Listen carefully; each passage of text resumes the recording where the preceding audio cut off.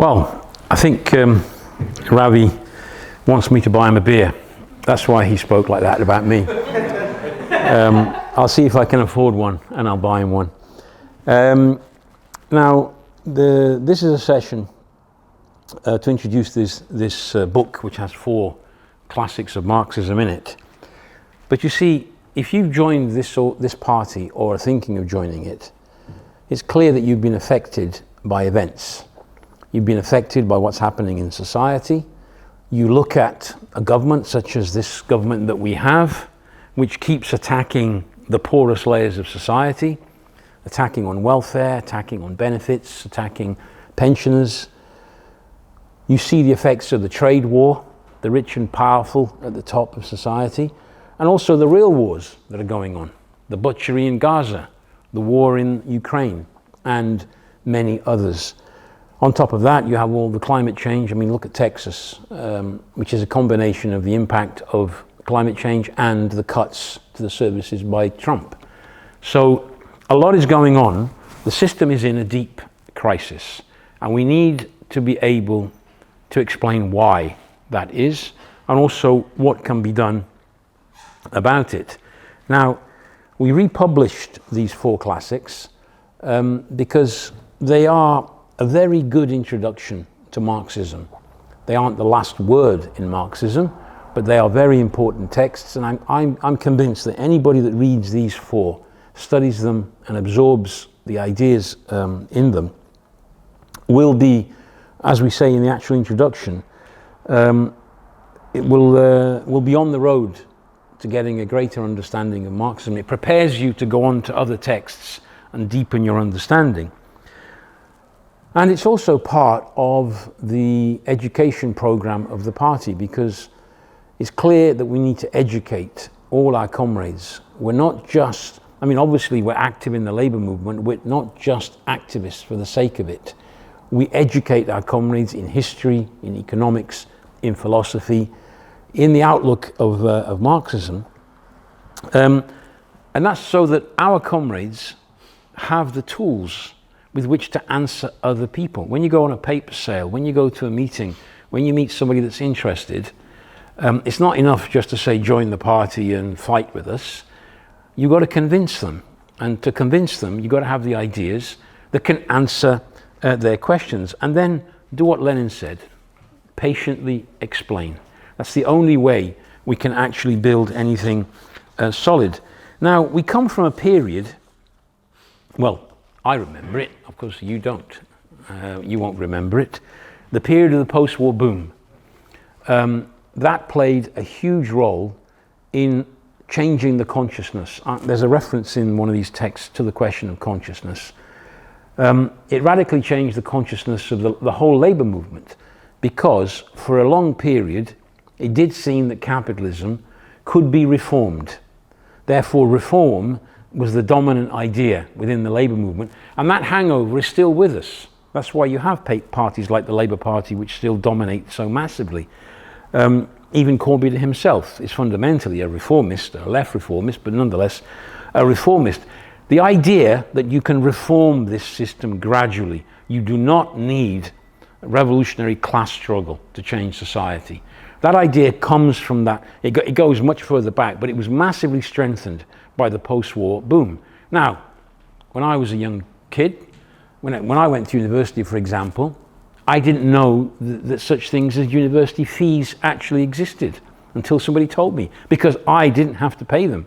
And I didn't have to borrow money to pay them, because the local council paid your university fees. Not only did I get paid the fees, I got a grant to live off, to pay the rent, to pay for food, and to live. I remember thinking, wow, this is great, 18, this is my first money coming in. Look at the way things have radically changed in these decades, and you guys know what it's like to be at university today. It's a very different situation. The system has changed. Now, the question of these texts that we're looking at,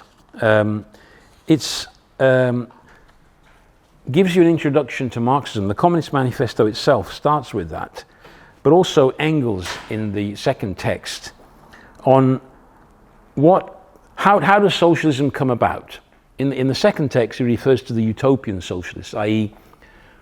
these people that didn't think in terms of the class struggle, they didn't think in terms of the working class as a consequence of the crisis of the system and its changing consciousness starts to enter the road of class struggle to achieve improvements or to defend itself against attack from the capitalist class. And out of that class struggle flows the logical conclusion that in order to defend the interests of the working class, you've actually got to transform society in a socialist direction. It was Marx and Engels who gave this a scientific approach rather than the utopian, i.e. the utopians literally thought it was just a question of convincing people, literally, through reason. I mean, surely we could convince millions of people just by meeting them and talking to them and showing them the superiority of the ideas.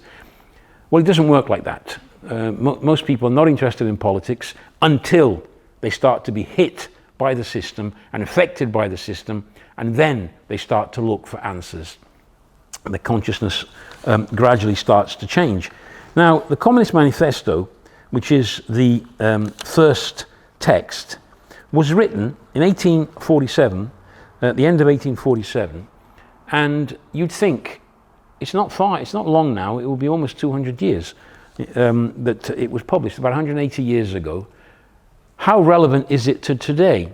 Well, if you read it, I'm sure a lot of you will have read it, it's one of the first texts that you read, you realize that actually, if you think about it, it's more relevant today than it was when it was written. Because the way it describes things, the way it describes the development of society, etc. Just a quote from page 7 in this volume. The bourgeoisie cannot exist without constantly revolutionizing the instruments of production, and thereby the relations of production, and with them the whole relations of society. And then it goes on, constant revolutionizing of production, etc., etc. Well, that is happening now. It's happening today. Artificial intelligence, for instance, is the extreme, you could say, result of a long history of capitalism. The aim of the capitalist class is to cheapen the cost of production to maintain themselves competitive within the market. That's a basic idea that's not difficult to grasp. In order to do that, they are constantly investing in new technology which can replace the number of workers they need. They can increase the productivity of individual workers, paying them the same wages as before, but getting a lot more out of them, or even reducing the numbers. It's all explained by Marx here, and also Engels deals with it in his text. On page 8, the need of a constantly expanding market for its products chases the bourgeoisie over the entire surface of the globe. It must nestle everywhere, settle everywhere, establish connections everywhere. Now you tell me if that isn't the description of what has happened in the last 200 years of capitalism. We have truly a global system. There's no part of the world which has not been sucked in to the world market and into the capitalist system. They go on about the interdependence of nations. There's no such thing as a nation now which is totally independent. They're all interconnected. They deal with that. Later on, they refer to how capitalism creates these gigantic means of production. Marx was already writing about this. Look at the way capitalism has developed since then, these huge multinational corporations.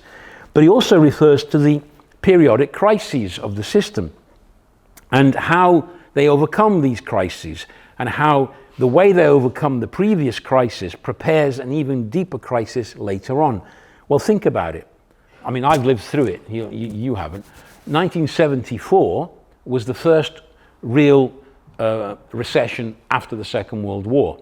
It brought inflation. I remember inflation in this country of 20-25%.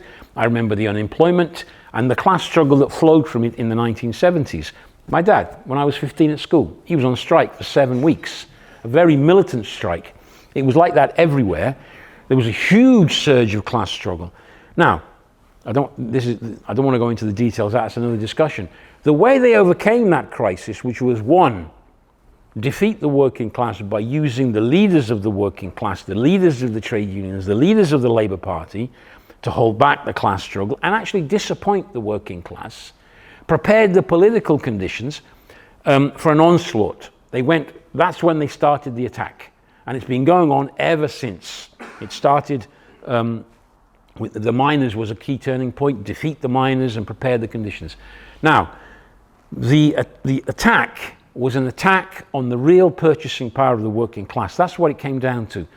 For the system to be able to work, they could only expand the market through massively expanding credit. The expansion of credit worked for several decades, but then it led to this massive accumulation of debt and the 2008 crisis.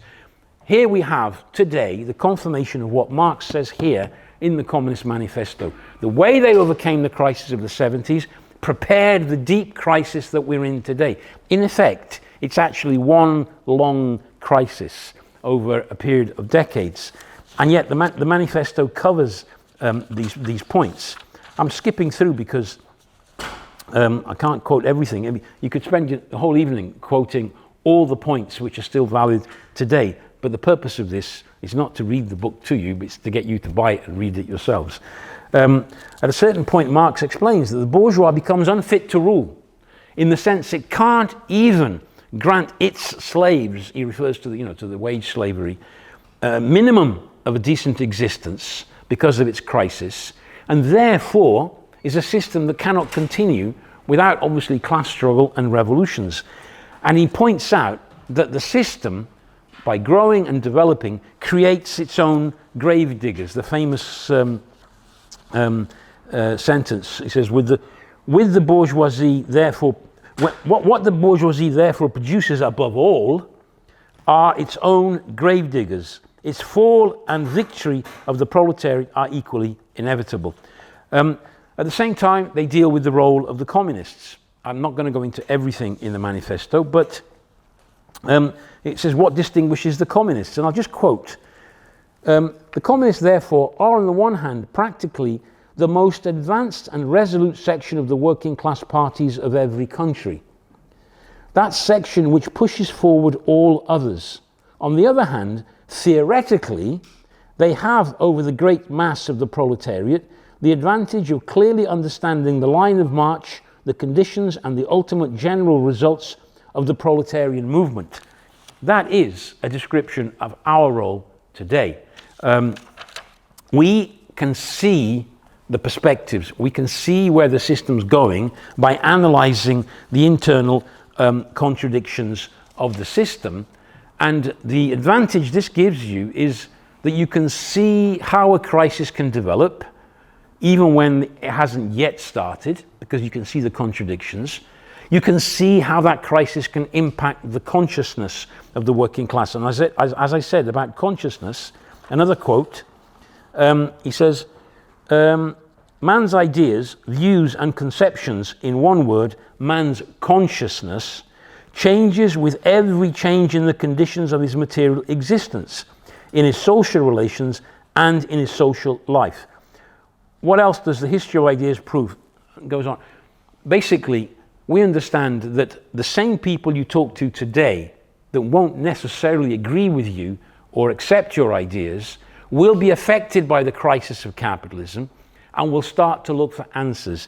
If you have been patiently explaining the fundamental contradictions of capitalism, as the crisis develops, you can start to become a point of reference. That's what this is about.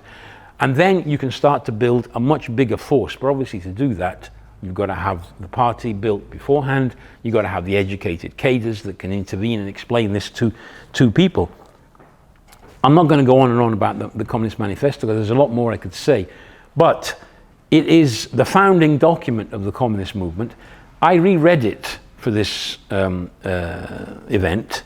I've read it many times, and I'm telling you, every time you read it, you actually find things in it which you didn't notice the first time you read it, because as your understanding grows, you also understand more of the text. I've actually got an old edition, which every time I spoke on it, I underlined I don't know why I used a green pen, a red pen, a blue pen, a black pen. I looked at it and I went, the whole text is underlined. Because every time I found something worth highlighting. And I'm sure that when you read it, or if you have read it, that's how you felt. The other text by Engels, Socialism, Utopian and Scientific, it's taken out of Anti-Doring, which is a much more a lengthier text, which is also worth reading at some point when you have the time to do it. But he deals with the utopian socialists, which I referred to earlier on. But he criticizes the way they think, and also the formal sort of logic, the formal thinking that some have. The average way a person looks at an object is to look at it standing still, look at it isolated, and not in the context, in a process, as a living object, in a living process.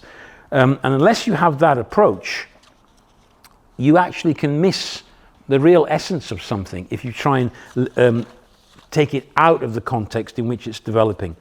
Now, he deals at one point with dialectics.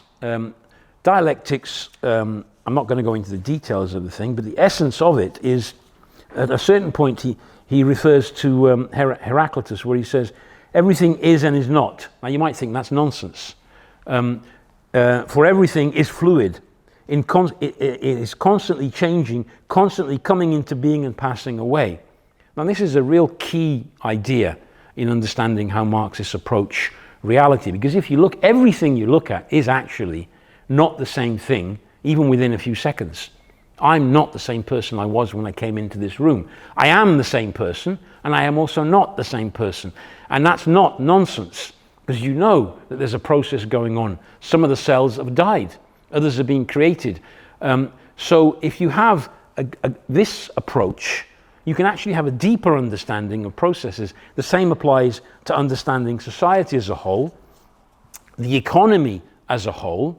You know, you can understand how something can actually turn into its opposite. Earlier I referred to the credit, the massive pumping of credit into the economy since the 80s. It actually turns into its opposite. From that amount of money initially stimulated the market. It facilitated the purchase of goods because it gave money. It put money, well, it put credit in your pocket. They were throwing credit cards at you in those days. Mortgages were really easy. The effect it has, it stimulates the market.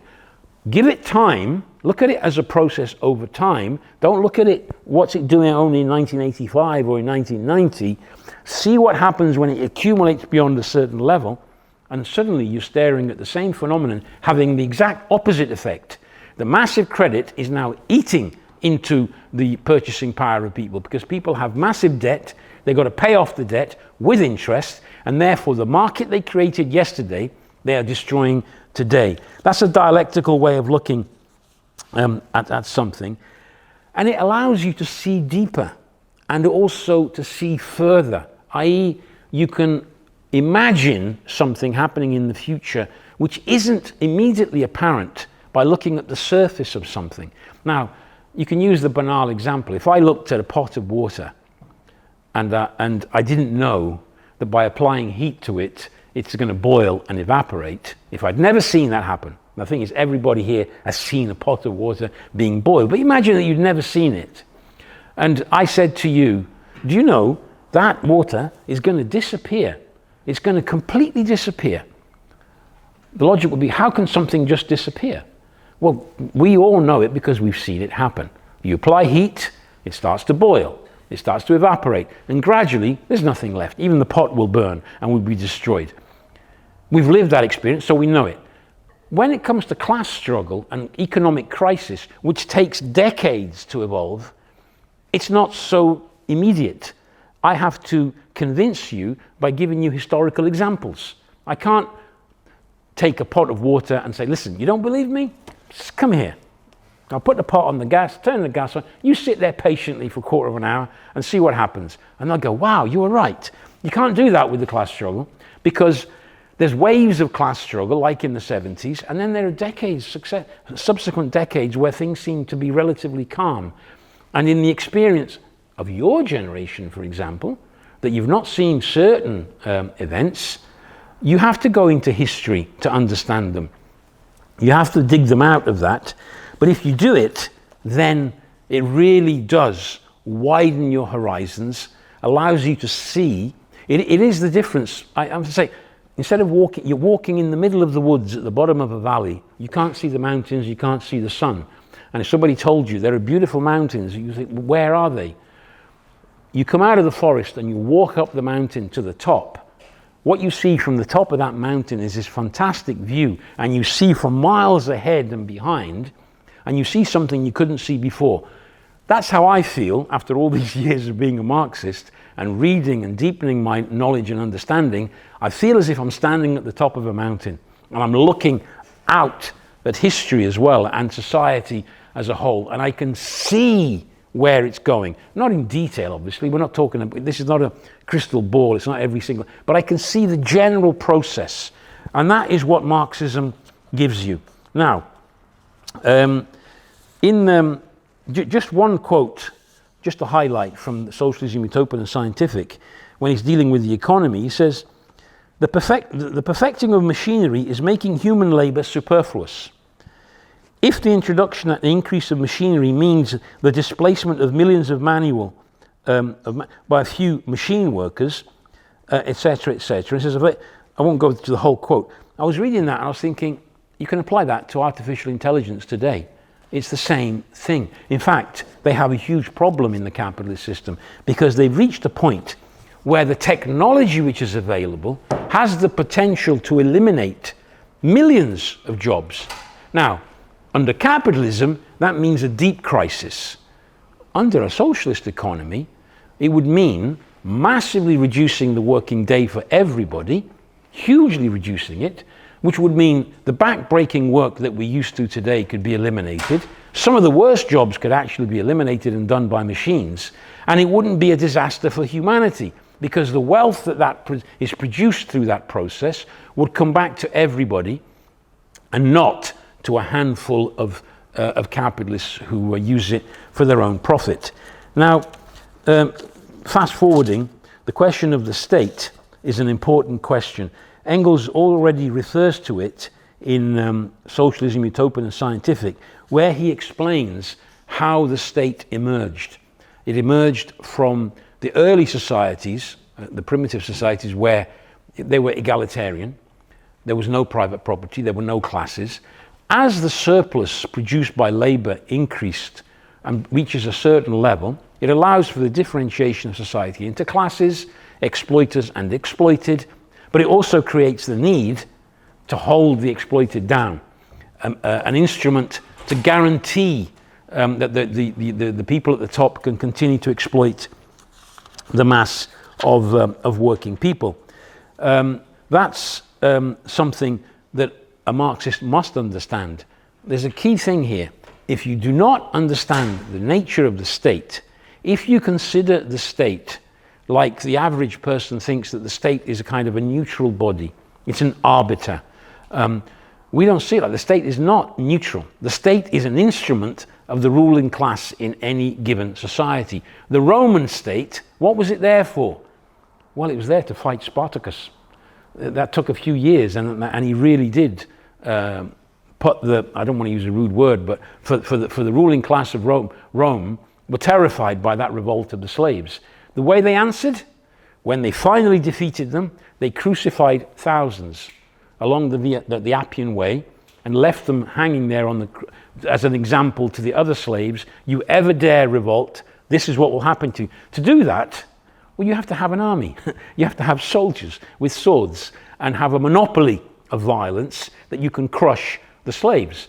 Under feudalism, the state was there to make sure the serfs don't abandon the land or revolt against their leaders. Now, under capitalism, the myth is, well, you're free. You're free, aren't you? You can. What freedom do you have? The freedom you have is to choose who is going to exploit you. That's the freedom you have under capitalism. Most people have to work for somebody else to earn a wage. In spite of what they say about the working class not existing, the overwhelming majority, something like 75% of the people who earn a living in this country, do it as wage laborers, i.e. they can be teachers, they can be computer programmers, or they can be street cleaners, but they're working for somebody else, and it seems that you're free, but private property exists and it must be defended, and there is a state.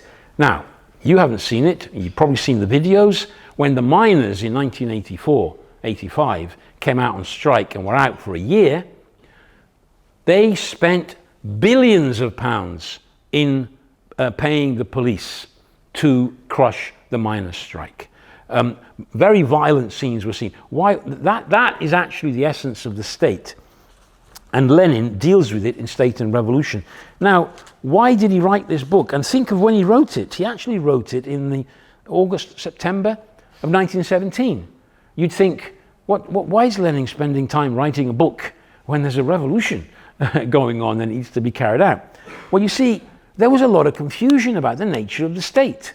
The Mensheviks, for instance, and others in the movement, they were collaborating with the ruling class. They were forming a coalition government. They were cooperating with them, and they were taking part in the institutions of the state as if it was some kind of arbiter that you could use for the benefit of the working class.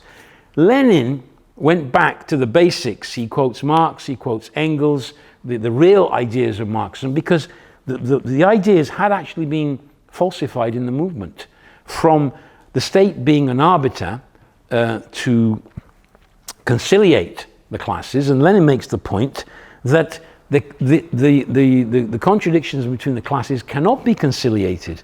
It can only be a state apparatus which is used to make sure the workers stay in their place. And he also goes into the question of what's the essence. And he quotes Engels on the armed bodies of men. The essential aspect of a state is reduced to the armed bodies of men. When it comes down to it, what protects private property is a state apparatus which has the monopoly of violence over the working class. But we also understand that we need to create a worker state in the place of the bourgeois state. A worker state, I'm not going to go into the details here, which would be very different from all other states in the past, because its purpose would not to become a permanent feature of society, but would be a temporary feature. As the old society is eliminated, as the property is made social and the property of the rich is eliminated, and if you don't have your state to defend yourself against that, you're going to get reactionary attempts to overthrow a workers' government and a workers' state.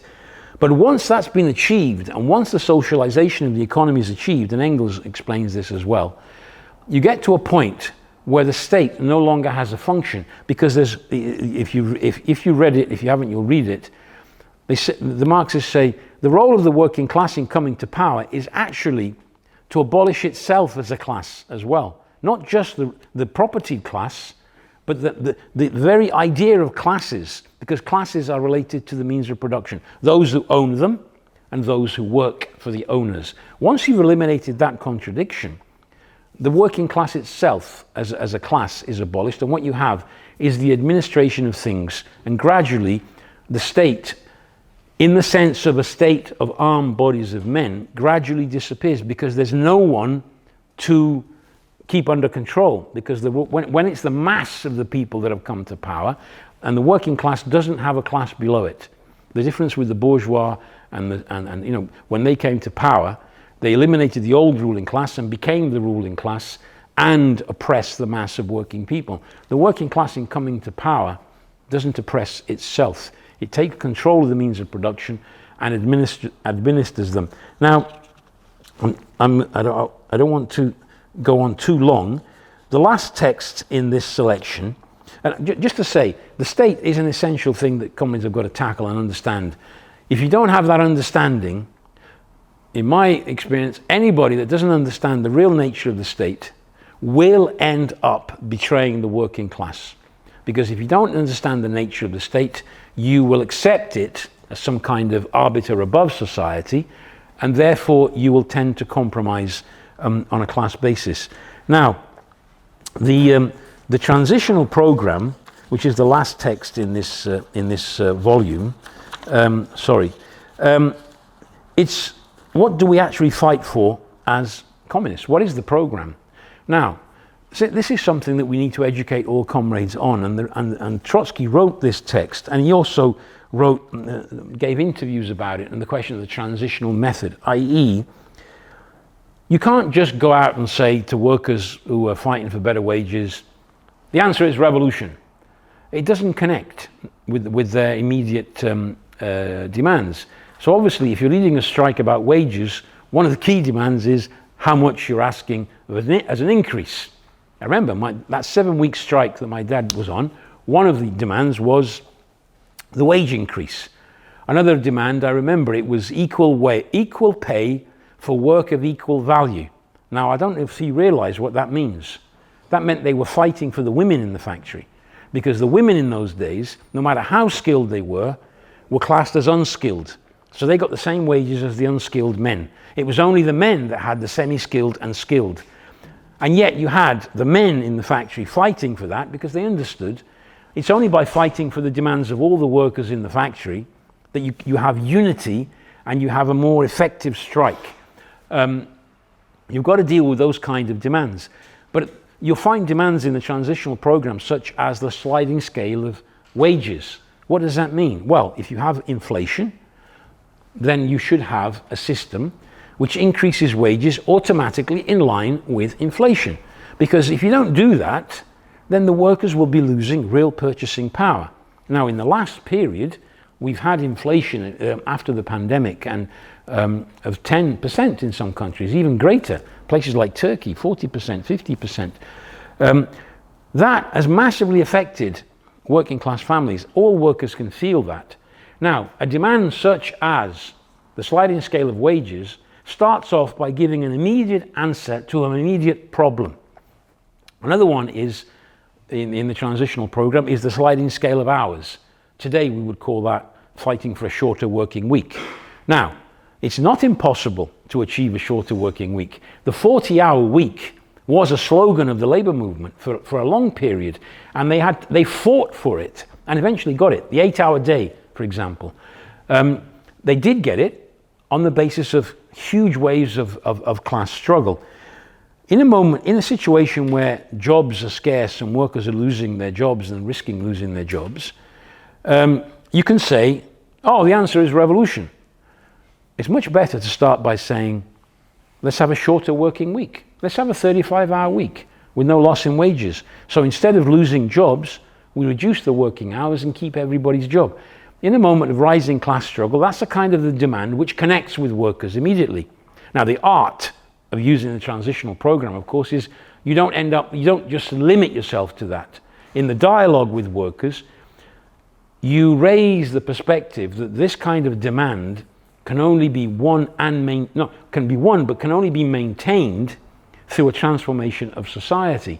But the main thing is this: if workers mobilize as a class, say around a demand like the sliding scale of wages, just to achieve that means a massive conflict with the ruling class, a massive conflict with the bourgeois, which in the process of struggle actually brings out the true nature of the system. I mean, the miners, if you look at some of the interviews with the miners' wives in the 80s, they learnt very quickly what the nature of the state was. The same people that would have probably thought that the police are people who, help old ladies cross the road. And sometimes they do that in some villages, of course. But that's not the role of the police. And in moments of intense class struggle, the real nature comes out. Now, you could theoretically say, oh, this is the role of the state, listen to me. No, march with the workers in struggle, go through the experience with them, they learn from the experience, but you're there constantly pointing out the perspective and the inevitability of a conflict with the ruling class, and you raise the perspective that in the end, the only way you can actually achieve any of these demands is through a radical transformation of society, and it's the expropriation of the capitalist class. There is a sentence in the manifesto where Marx talks about what they accuse us of, and he says, yes, we're coming for your property. He doesn't mess around and try and obfuscate the thing. He says, yes, that is what we're going for. Not the property of the little individuals, but this, what they call the social property, i.e. these massive corporations, which by their very nature have become social. In what sense? They can only exist through the cooperation of masses of people together, working and producing these huge means of production. They're preparing the ground, actually, for their expropriation. The society can only go forward by expropriating that property, socializing it, and using it collectively for the good of the whole of humankind.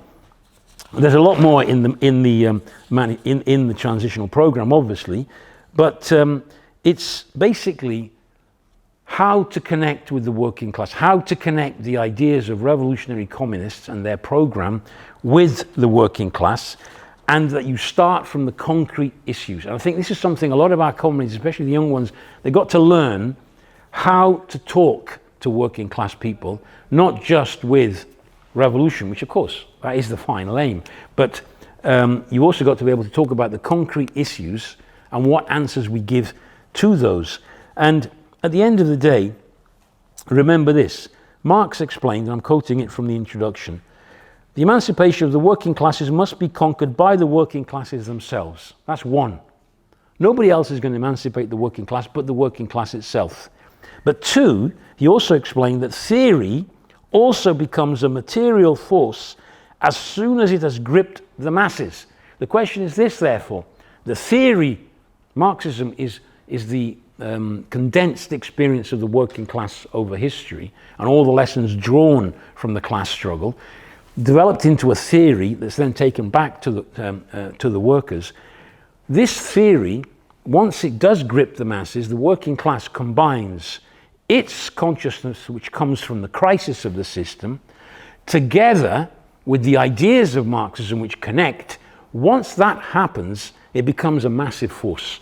Ideas become a real physical force with which you can change society. Now, I think the comrades who haven't read it or have only read part of it or going to read it, etc., by reading, studying and absorbing the ideas in these four texts, I believe you'd be on the way to understanding Marxism. The question of dialectics, the question of the state, the economic questions, historical materialism, how society evolves over time, etc. You start to get an understanding of the method of Marxism, which is what we've got to educate comrades in. This is not about, at school, I remember at school, I did my Latin by literally memorizing whole lengths of text, and I managed to pass the exam by doing that, and then immediately started to forget everything because I didn't need it. That's not the kind of learning we want.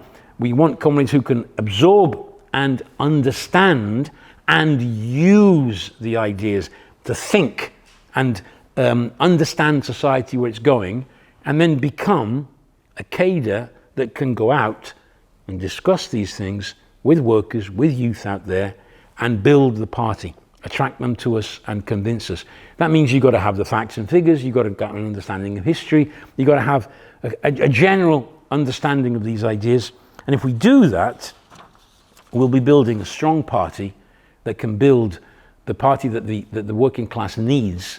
Because if there's one lesson of the whole of history, is there have been many revolutions. One was successful, a genuine socialist revolution in 1917. But there have also been many defeats. And we have to understand why that happened and what is required to avoid it in the future. And that means building a revolutionary party. I think I've gone on longer than I wanted to. This is the opening of the session, and I hope I've stimulated comrades to ask questions. I was going to start this session with a joke, but I forgot the joke, and the joke was that I was going to ask the questions and you were going to give the answers, and I was going to test you all. But that's not what we're going to do. That's not what we're going to do. It's not a school thing. It's a meeting to educate our comrades, get the questions out, answer the questions, and help everybody understand better the ideas of Marxism. That's what this is about.